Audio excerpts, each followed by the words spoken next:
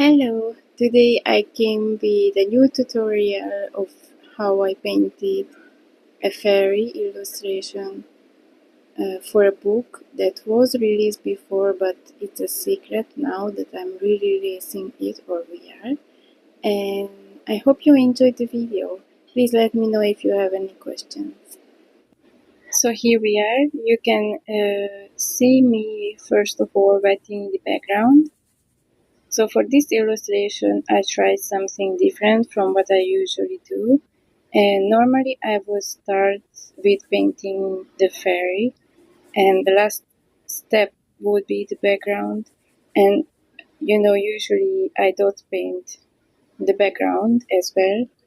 But today I started with the background just to see how I can get on and if it's any easier, because usually I have to wait until the whole background dries, and then I can dot paint it. So it just seemed easier to wet and paint with the first layer first, and then come back later and paint the dots when the background is already dry. So you can see me using two different brushes. One is just a very white brush that I purchased at a grocery store, I think. So it has absolutely no name or no brand, and it is just a really white brush that I like to use to wet the background. And the other brush I'm using is by Escoda Perla. It's a size 10, and I'm using it around the fairy, where there you can see a lot of different details, a lot of edges or curves, and I like to make sure that it's wet all the way to the fairy, so there I'm using a smaller brush. And the background color is sap green mixed with yellow ochre. Both of these shades I'm using by Schminke, and I just mix it to a different degree each time I load my brush with the paint. And I also make sure that the around the silhouette of the fairy is the lightest possible, so if I can make it, it's completely white. If not, then the lightest shade possible. And then as we reach towards the edges of the page, it's going to be darker and darker of these two shades.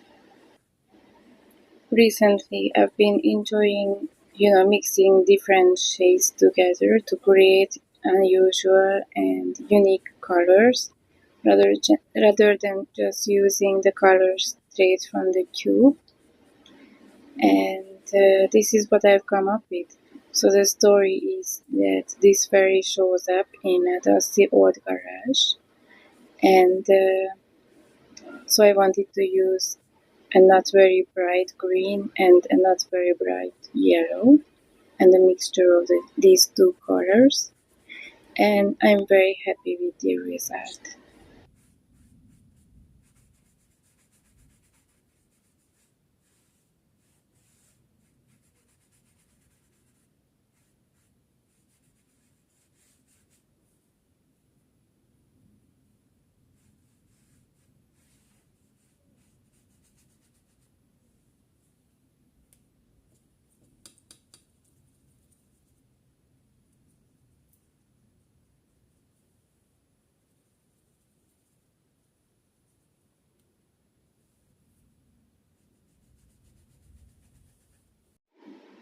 And now I'm just speeding up this process because I'm doing nothing new.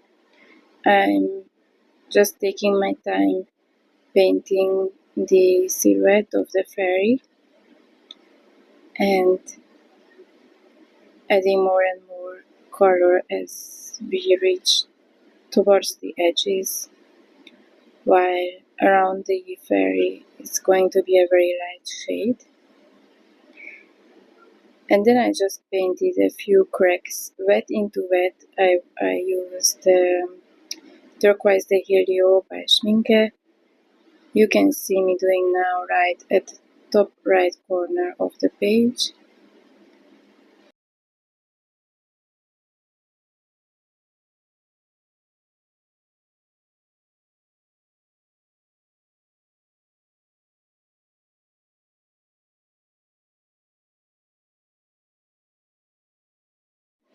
I'm now using the same color but a bit more saturated. I'm going to start painting the actual fairy.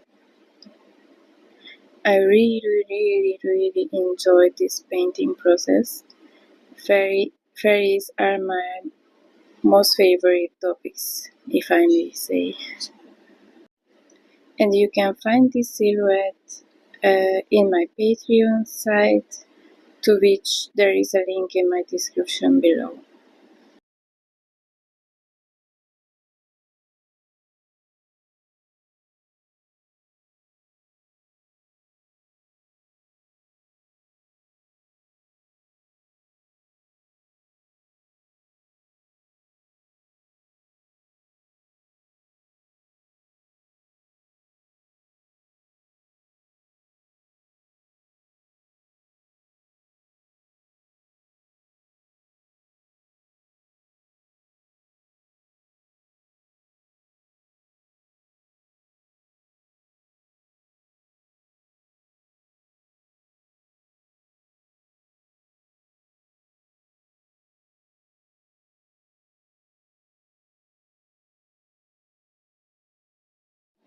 And then there is this leafy thing going on her bag that I added as an extra detail. And I'm going to paint that the same exact color, as in a matchy matchy.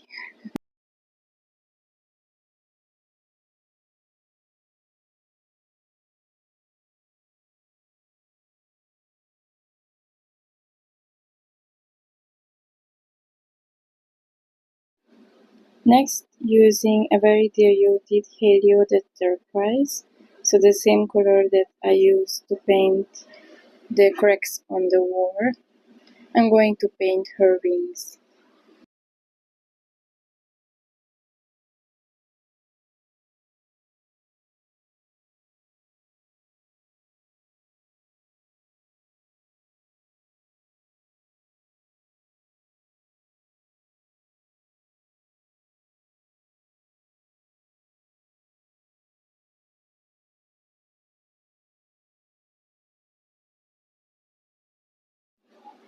With Naples yellow reddish, mostly I'm going to start painting and shading the face and skin.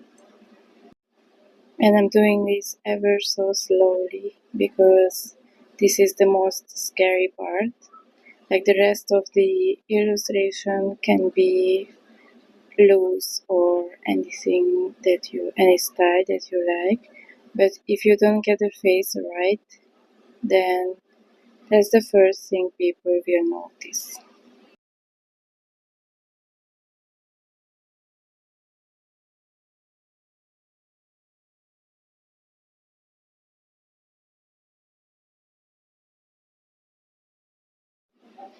Many times I hear that the most important part of any illustration is to have a setting in place, plan ahead, and know where you are going to place your figures and how they are going to engage with the audience, with the readers. But I think that color scheme is just as important in any for any artist. I think it's one of the most important things. It sets you apart from other artists, and when you decide your colors, then when people look at your painting, they will say, "Oh, she's using these beautiful, unique colors, and that must be her or him." So I think that is another key thing, which I, to be honest, haven't figured out yet. The only thing I know for sure is that I wanna be colorful. So I'm painting her hair the same exact color that I painted the wings with Helio the turquoise.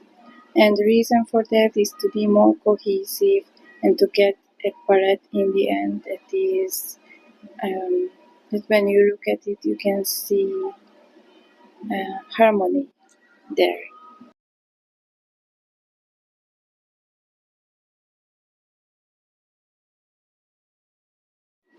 And I'm also adding a touch of the Hexagon purple to the areas where I think is going to be shaded. So the darkest parts are not going to be a sort of more saturated helio to turquoise, but I'm switching to purple to make it a little bit more exciting.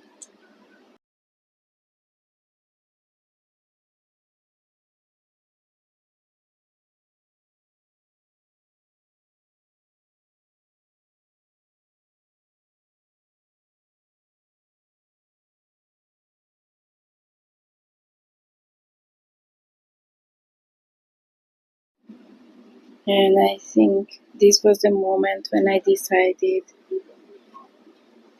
that the skirt is also going to be blue. And not just any blue, but turquoise the helio. So using a little bit more saturated color than I use for the wings and the hair, because this is just less flowy, less transparent thingy. I'm painting the whole area of the skirt.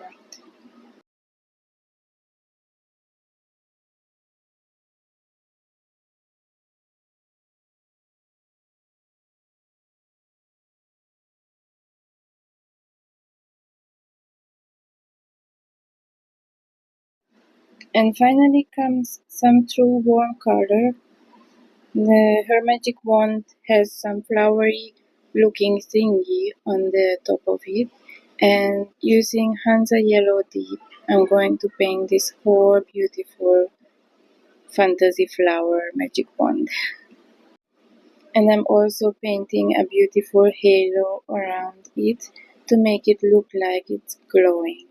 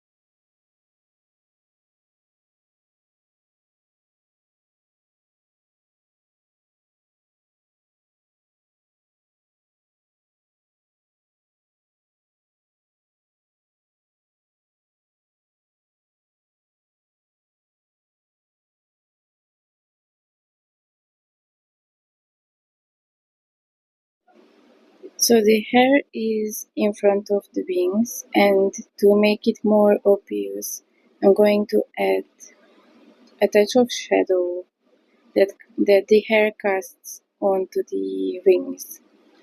It's kind of a slow process, but what I'm doing is I'm adding an extra layer of turquoise de helio where the hair meets the wings.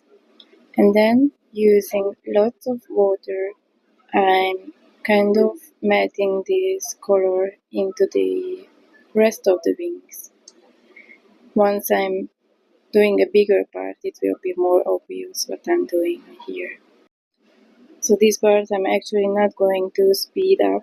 Usually I find that I have nothing to say or nothing else to add. But here I just want you to see what I'm doing so that it's more obvious and you get a better idea of how you can add some extra detail and shadows and how you can point towards something that you want to highlight maybe.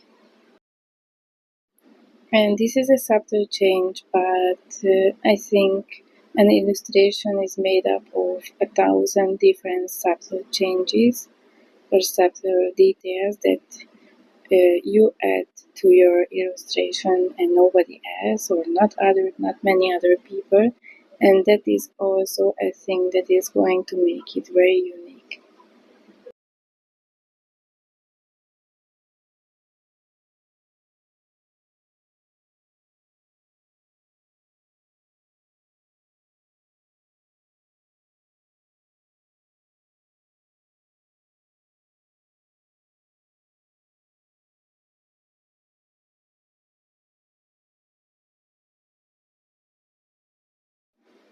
Sap green again mixed with yellow ochre, but a lot more saturated. I'm going to paint her tights or her stockings. I haven't decided yet which one it is. And I'm not caring about shading now. And you guys see that in most of my paintings, I like to add a first layer, and then I will start thinking about how I should bring forward and what it is that I want to bring forward. And I highly recommend the same thing to you. It is called color mapping with watercolors, especially since we are going from light to dark. It is always from light to dark with watercolors. There is not much you can do after you have added your darkest colors. Of course, there are tricks and tips that you can follow, but it is extremely difficult, especially in the beginnings when you are still new to this technique. So what I'm doing for the rest of the video is I'm starting to shade the hair so that it doesn't look like it's one block, but rather it will look like, some fantasy colored hair. I'm adding different saturation of blues and purples to her hair, leaving some of it completely the base color that I painted it with. And this is the way to create some shadows into her hair. And now I'm just speeding this up because I'm just repeating the same process until I'm happy with it. And thank you so much for watching part 1 of this tutorial, and I hope to see you in part 2. Bye!